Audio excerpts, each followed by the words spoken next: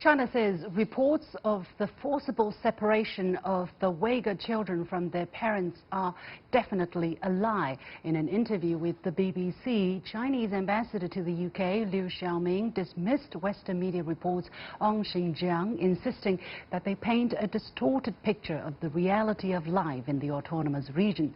Since the 1990s, Xinjiang has been rocked by terrorism, separatism and extremism, and since the preventative measure was introduced, according to Liu Yuanyuan, there has been no terrorist incident for 3 years. So what's the truth about Uyghur families in Xinjiang, and why are China's anti-terrorism efforts seen as flouting human rights? Joining me are Liu Yuanyuan, Assistant Executive Editor and Chief Commentator from Beijing Review, and Xu Qingduo, a Senior Fellow at Pangoal Institution, a think tank based in Beijing. Welcome to both of you to this program. So I want to start, however, with this coverage by the Chinese media of two policemen from Xinjiang, where the two policemen gave 3 questions to the terrorists. He said, have you ever seen innocent lives killed in front of you? Have you ever seen your police partner lying in a pool of blood? Have you ever been confronted with sharp knives? And that, of course, created a lot of very strong emotions among the Chinese people. What do you think these kind of questions are trying to tell us? To me, this means for those who are dealing with terrorism, who are on the ground, who are living under the dark cloud of terrorism, they are facing life and death, right? And for years, and many people died in these attacks. Qingduo, what's your take? I think this is a strong, powerful, message from those people. I would call them survivors of terror attacks, basically, because every day they are putting their life on the line and their partner's life on the line, and they have a much deeper understanding of what's at stake, not only the police officers, but also ordinary folks living in Xinjiang, including people from Han nationality, or people from Uyghur, or from Kazakh, from other ethnic all groups. The residents in Xinjiang area. So I think the message is basically a lot of the background is like they are questioning the criticism, especially from the Western media. It seems to me like the Western media cares so much about the human rights, often about those potential terrorists, or those related or participated in the minor probably terror activities and the related family members there. Somehow they forgot how important it is for the ordinary folks, for those innocent people, to have their right to have a safe environment, their right to have a safe journey to school and to their jobs, and then come back to take care of the families. So I think fortunately for the Chinese government, it is very clear what is the priority. I think we are obviously with our police officers, they are heroes to protect the people in Xinjiang. And also, what about the options that the Chinese government, the government in Xinjiang have in that region to fight terrorism? Because people are saying you can't fight terrorism this way, but is there any other options, or are there any other options or better options they have at this moment? You see, it's always easy for us to sit in the studio talking about extreme violence than people on the streets. They're dealing with the extremists every day. So I think what Xinjiang has done is they have checkpoints at very central stations. They have security checks in major roads, in shopping malls, so that people are free to go shopping like every day, and people don't get afraid of being robbed or getting slaughtered on the street. So I think what they have done is hugely, and not just that, they're getting people trained, vocational training, they're getting people learning new skills, they're getting people to learn e-commerce so that they can do business with other parts of the country. So these are things that this region is being doing. all those years. You mentioned these centers, which I think is at the center of the debate, right, between the Chinese government and Chinese media and Western media and Western government, who accuse the Chinese because they keep calling them camps or re-education camps or even concentration camps, which kind of bring the memory of the Nazi era to mind when we talk about concentration camps. But China called them separately: vocational training center, vocational training center. Vocational training center. What is the purpose of these centers, and exactly why it is so controversial? I mean, does the Chinese government, does the government in Xinjiang have any better option to deal with the situation? Meaning, not just to try to catch the terrorists after they killed people, but to prevent terrorists from killing people in the first place? I think obviously the priority is on the prevention. Basically, by having those people receive like education in a certain area and acquiring new skills and learning about the basic law in these centers. So it's a collective action here, but it's also the best way so far. It proved very effective to prevent the terror activities, terror incidents over there. That's the reality. Basically four issues over there for those people to learn. They study the basic law and to avoid violating the law, and also they study this acquiring new skills so they can have a better life, a stable life. And also it's about to study the languages, standard Chinese languages, so you can find a job over there. And also importantly, it's about de-radicalization.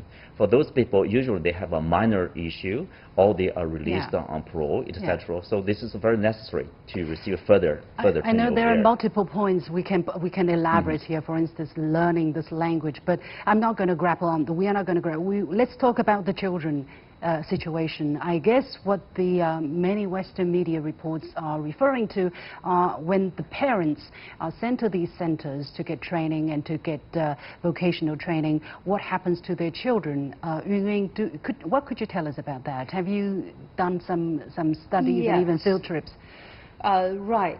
You know what? I watched this video that you talked about the BBC video, which is on, how children have been separated from their parents. And frankly, I know this BBC journalist, and he is a very decent man, but his, biased reports doesn't really fit in the kind of person who he really is. And if you watch the video, and you will see that most of the time he's talking to people in Turkey, in Kazakhstan, and in his 9-minute video, and all of them are in Turkey and Kazakhstan, and only a few seconds are devoted to the people, the officials and locals that he met in Xinjiang.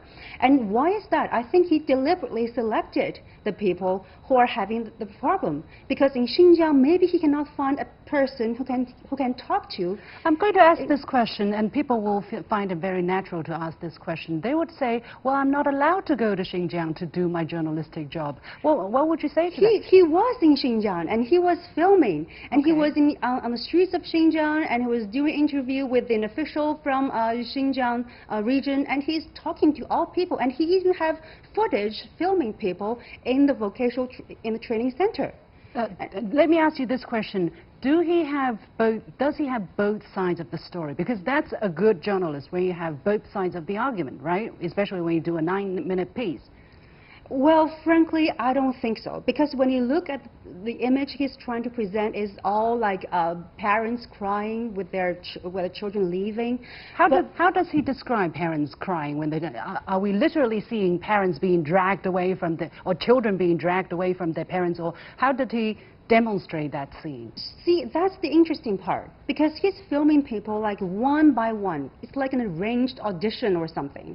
And parents are being dragged to this audition room and then talking to him and saying they have the children. The parents have been invited you mean? In the studio. In the line, actually. Right, in the line to talk to him. So this is an arranged interview. So, and he deliberately cut the video in this way. Do we see any scene where these children being separated from parents are shown? Do we have sound evidence that this is really happening? On what ground is he claiming that children are being separated from parents in Xinjiang? Well, I think, well, we do see there is a footage about a boy who is answering questions from a Mandarin, and the person asking, what is your motherland? And he says, the People's Republic of China. This is very important. Why? Because in a lot of Uyghur language textbooks, this is discovered after the July 5th incident. They're saying, well, the motherland of all Uyghur population are Turkey.